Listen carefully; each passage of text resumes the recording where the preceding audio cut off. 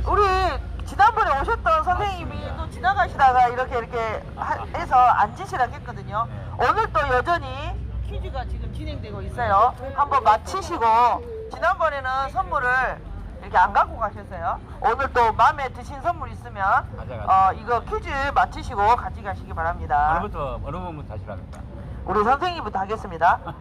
지구온난화로 발생되는 현상이 아닌 거 1번 산호초 벽화 현상, 2번 해수면 상승, 3번 강설량 증가, 4번 도시 열섬 현상, 5번 빙하 해빙. 지구온난화? 예, 지구온난화가 발생하는 원인이 아닌 겁니다. 원인이 아닌 거? 네. 지금 산호초 벽화 현상 알아요? 네. 뭐예요? 그 물속에 그 네. 산호초에서 그 하얗게 생기는 그걸 말하는 거. 아, 산호초가 원래 빨주노초 파란보이 정말 예쁘잖아요. 근데 기후가 온난화가 되기 시작하면 하얗게 되는 거. 그리고 예. 나도 가야지. 네. 얼른 푸세요. 얼른 푸세요. 얼른 그럼 뭘까? 1번. 1번?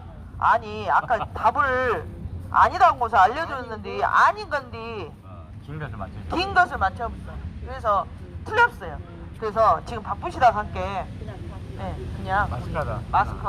아니요, 마스크 많이 했어. 딴 사람.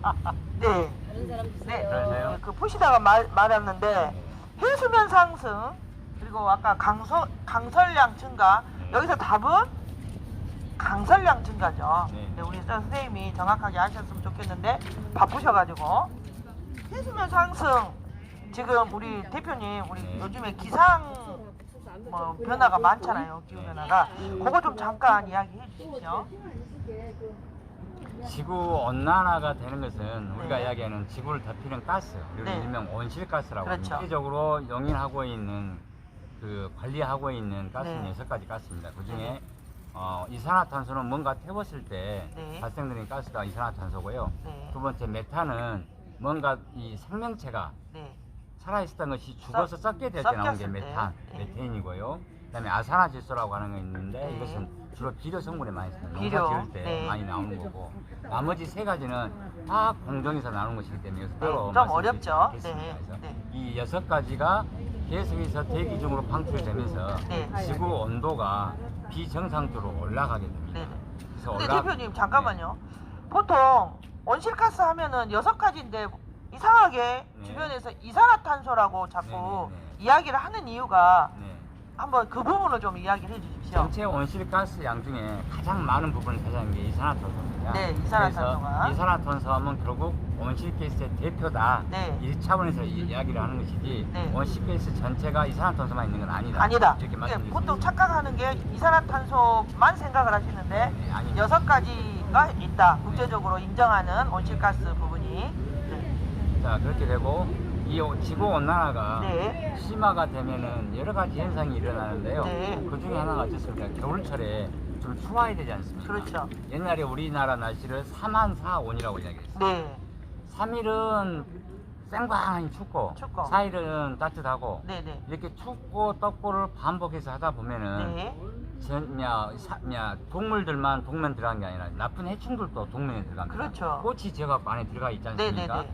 그러면 이 꽃이가 너무 추워야 이 꽃들이 얼어서 죽는데 맞습니다. 너무 춥지 않기 때문에 병충해가 별로 안 죽습니다. 네. 그래서 그 다음에 다시 동면에서 깨어나가지고 다시 나와서 작물에 많은 피해를 주고 있는 이런 부분들도 포함을 해서요. 수많은 부분들이 있는데 그 중에 이제 우리가 간단히 볼 수 있는 게 추우면 어떻습니까? 눈이 오고 눈이 온 것이 다져져가지고 네. 빙하가 되는 거거든요. 맞습니다. 그다음에 있는 물이 얼어가지고 빙하가 네. 되는 거고 이 빙하는 물 위에 있는 빙하와 육지에 있는 빙하 이 두 가지가 나눌 수가 있겠죠. 네. 그런데 빙산은 바다에 있는 것이 빙산이고요. 네네. 빙하는 산에 있는 겁니다. 네네. 그래서 산에 있다는 것은 남극에 있는 거죠. 네네. 그리고 빙산은 북극에 있는 거죠. 네네. 네, 맞습니다. 이렇게 말씀드리는 것은 북극은 대륙은 땅으로 된 대륙이 아니라는 얘기죠. 그렇죠. 바다에. 그냥 물로만 돼 있는데 네. 추우니까 1년 12달 얼음이 가득 차 있는 구조고 네. 남극은 땅이 있고 땅 위에 날씨가 네, 추우니까 얼음이. 눈이 쌓이고 해서 네. 빙하가 아니죠. 얼음이 그대로 네, 얼려져 빙하가 있는 맞습니다. 형태, 네. 빙하로 되어 있는 상태입니다. 그래서 이 두 가지가 녹아내리면은 차이가 있습니다. 네, 그렇죠. 야, 그럼 바닷물이 양이 둘 다 늘어나는 거 아니냐? 네. 근데 그렇게 생각해 보시면 됩니다. 우리가 사과를 우리 그 씻으려고 이렇게 싱크대에 물 떠놓고 받아가지고 사과를 넣으면 어떻습니까? 네. 물 부피 용량은 별로 안 늘어나죠. 네. 애초에 들어있는 것이기 네. 때문에. 그런데 어떻습니까? 이곳에 남극은 원래는 물속에 잠겨있지 않았던 빙하가 녹아내렸고 그 물이 저 바다로 들어가는 것이기 때문에 물량이 늘어나게 됩니다. 네. 그래서 반드시 지구 온난화가 되면은 그 특징 중에 하나가 해수면이 올라간다는 것은 이렇게 산에 있는 빙산이나 물에 빙하가. 있는 빙하가. 빙하와 빙산이 네. 녹아내린 물이 바다로 다 모여 들어가지고 그 해수면이 올라간다 이렇게 말씀을 드릴 수가 있겠습니다. 네, 네. 그다음에 또 하나 이거 보면 음. 산호초 백화현상 이야기했는데요.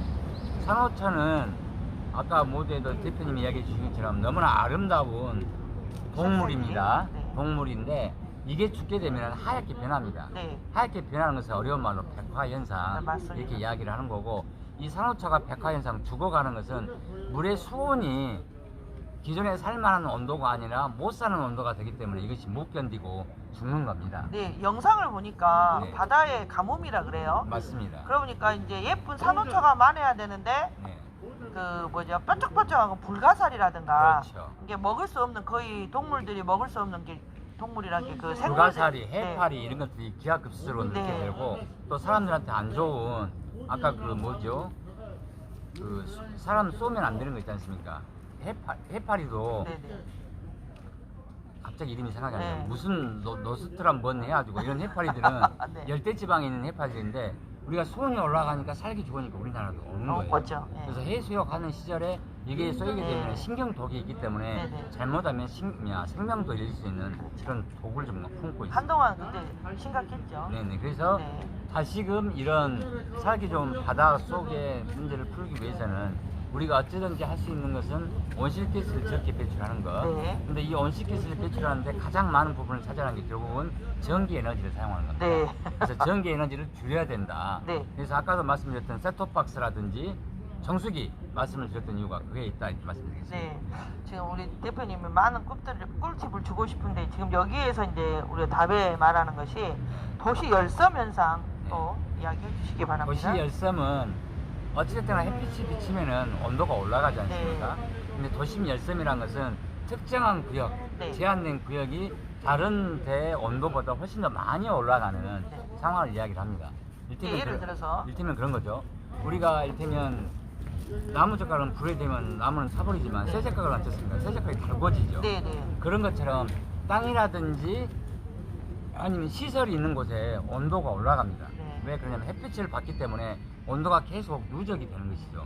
땅도 일반 땅이 아니라 포장된 땅, 건물도 일반 나무 목재 건물이 아니라 쇠로 된 거나 시멘트로 된 이런 건물들은 온도를 계속 유지를 하게 됩니다. 그래서 다른 지역에 비해서 이쪽의 온도가 급격하게 많이 올라가는 현상이 도심 열섬입니다.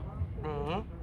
겁나 어렵게 하시네요. 그래서 저는 대표님이 하시는 거하고 저하고 하는 것이 차이가 있습니다. 말씀해 제가 주시죠. 이제 이야기할게요. 열섬 현상이라는 건 뭐냐면 고층 건물이 굉장히 많지 않습니까? 도시에. 네. 그 사이에 바람길이 통할 수가 있을까요? 못 거의 통합니다. 없죠. 그래서 거기에 따뜻한 기류가 흐르죠. 그래서 이렇게 시원하게 여기가 시원한 이유는 나무, 아까 증산작용 나무. 그 물을 흡수할 수 있죠 땅에. 네. 그래서 그 나무가 증산작용을 통해서 이렇게 시원한 거고 아까 거기 우리 도시의 그 건물만. 건물 쪽에서는 엄청 뜨거워지겠죠. 왜냐하면 흡수를 못하니까. 그래서 그런 열섬 현상이 일어난다는 거 잊지 마시기 바랍니다. 근데 여기에서 강설량 증가가 도대체 기후변화하고 상관이 없다라고 하는데 없습니다. 왜냐하면 우리가 스케이트라든가 뭐 이렇게 타는 데 있잖아요. 거기는 인공적으로 눈을 내리게끔 하잖아요. 그래서 강설량 증가가 아니겠습니다.